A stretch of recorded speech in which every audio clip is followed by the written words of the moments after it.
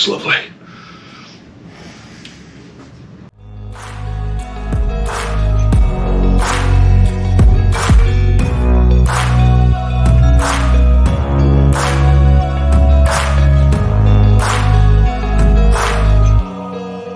Back a year ago. Hello, welcome back to the channel and welcome to a grain to glass video.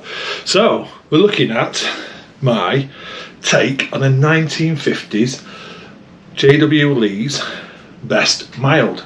Now there it is, poured it from the keg. You can see it's got a lovely dark brown colour, it's got hints of red in there, looks great. It's got a creamy white head, which is, well, I've just had trouble getting it out of the keg, but yeah, poured superb. So go and watch the grain to glass bit. Well, no, actually go and watch the brew day. We'll come back and we'll taste it. Okay, so mashing in, going for 69 for the mash, 60-minute mash. Get the grain in, check for dough balls, and then set the time for 60 minutes.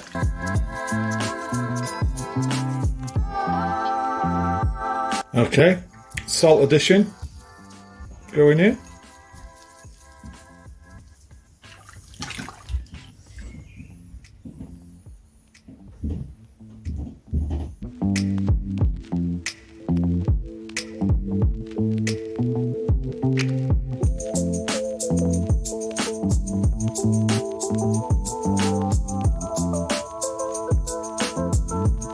Okay, 60-minute mash is done. So what I'm going to do now, get this to about 75 for a mash out, about 10 minutes.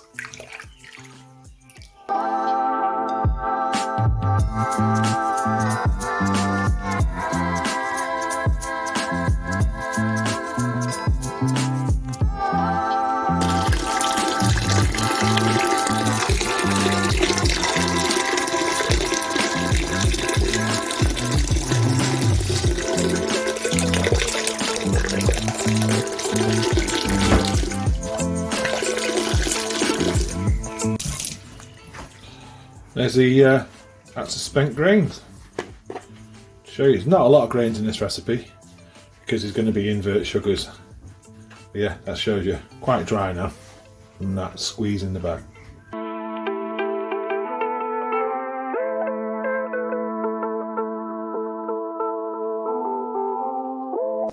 Okay, there we go. So we've got to a boil.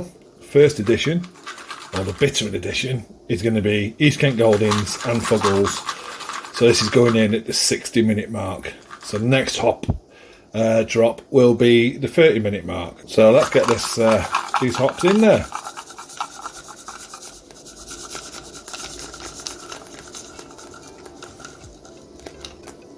If you can see there, you can see the hops, and suddenly, you know, they break up straight away, and you can see them starting to come to the surface, all broken up. I'll get my spoon, move a bit of this protein, and you'll see how it's rolling underneath. Let them hops do the work.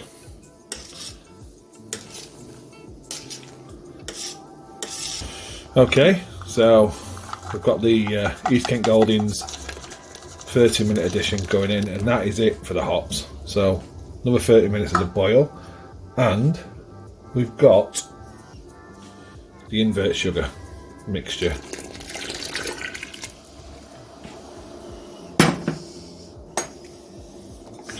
Okay, 15-minute Irish moss.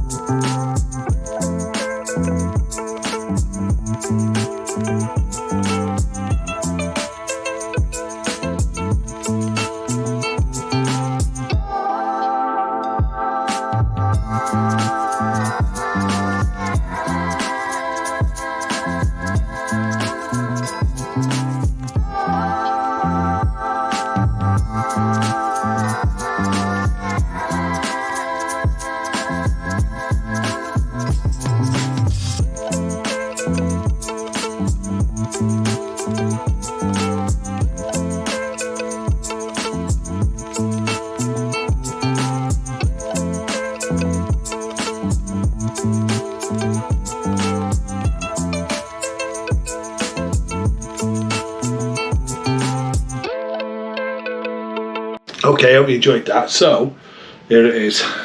There's the beer in the glass. I don't know if you can see that little hue, that nice chestnut brown at the bottom there going on, nice red colour running through it.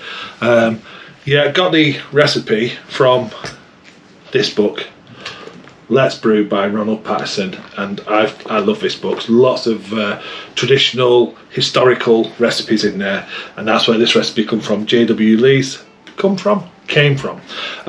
So I'm going to get into it. So cheers. Oh, that's cracking. Toffee, coffee, slight coffee, caramel, roastiness, sweet. There's a slight, and I mean a very slight bitterness there that's just keeping it all in balance. That is smashable. This came out at 3.5%, which I'm really chuffed with. I'm really, really chuffed. I wouldn't say it's thin.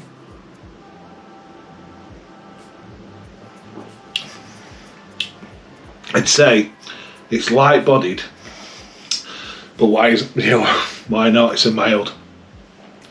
Light-bodied, but lots of flavour, and so easy to drink.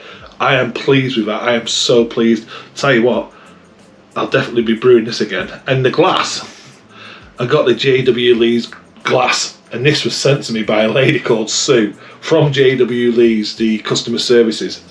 I got in touch with them, said I'm going to be brewing a J.W. Lee's beer, and could I buy a glass? And they went, no problem, you don't have to buy it, we'll send you one. And they sent me a glass out so I could do the review. How good is that? That is superb. That is great. Small batch brewing. I used pale Marisota, crystal malt, black painting. We used the invert sugars. There was glucose, Demerara glucose, East Kent Goldings and Fuggles were the hops, and it was a 90-minute mash, and I think it was was it a 90-minute boil? I think it might have been. Yeah. It's just superb. It really, really is. It's so easy drinking. This is what the workers would have been drinking in Manchester in the 50s. It's a 1950s recipe, and it's just great. It really is. I love it. The colour. Let me get my torch. Show you the colour. I am, as you can see, I'm chuffed to bits with that. I really am. It's not going to last long now. It really isn't. It's got so much going on in flavour. Don't know if that's coming up on the screen. That colour there. It's a nice dark mild, and I am chuffed to bits. It's just worked. I love doing these historical recipes. Still got my torch on here, man. I love doing historical recipes. You're not going to get them spot on to what they are, but you're going to get somewhere near, and you're going to sort of taste what they was brewing back then, and yeah, really, really good. My next one I'm brewing is a Crimea Porter, because I put it on the channel to be voted. But this one is great. That's going to be a rebrew for me. I might push the ABV up on the next one, possibly make a strong mild, but stick with that grain bill. The hops, like I say, are well balanced. It's there, but there's no hoppiness, which you shouldn't be anyway. It should just be sort of taming that sweetness, but the sweetness is there. The drinkability is there. It's going to be. I can't believe how easy that is to drink. So pleased with that for 3.5% homebrew, stovetop, all grain. Yeah, and thank you so much, J.W. Lee's, for sending me the glass as well, because that just makes it. Okay, thanks for watching. Cheers, and I'll see you on the next one. I've been dreaming on in my head like I've seen it. A life worth living is a life with meaning. I'll do what I love till my heart stops